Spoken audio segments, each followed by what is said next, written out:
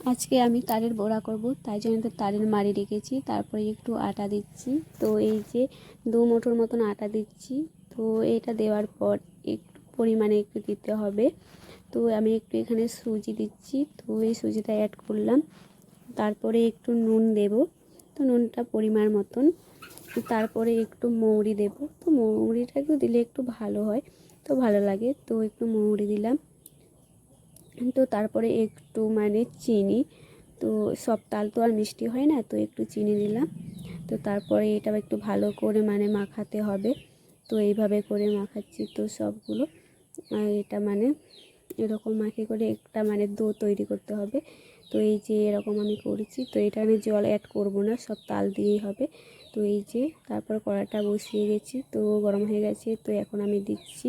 তো এই রকমভাবে ছোট ছোট করে আমি তৈরি করছি তো তারের বড়া এরকম দিচ্ছি। তো এইভাবে করছি। তো এই যে দিতেই থাকছি। তো এখন দেখো শুকিয়ে গেছে। তো একটু পাল্টাতে হবে। তো এই যে পাল্টে দিলাম। তো এইভাবে আর দেখো কি সুন্দর হয়েছে।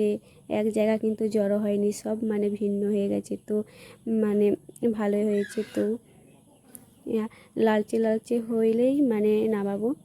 তো এইভাবে করছি। তো এই যে দেখো লালচে লালচে হয়ে গেছে। তো এইটা এখন হয়ে গেছে। তো এখন আমি এটা নামাবো। তো আরেকটু আছে, তো সেটাও নামাতে হবে।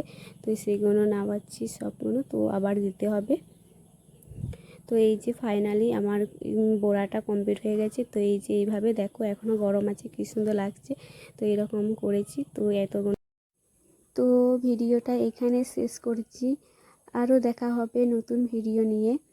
তো এই ভিডিওটা আমি এখানে শেষ করছি। আর ভিডিওটি কেমন হয়েছে নিশ্চয়ই কমেন্ট করে জানাবেন যদি ভালো লাগে।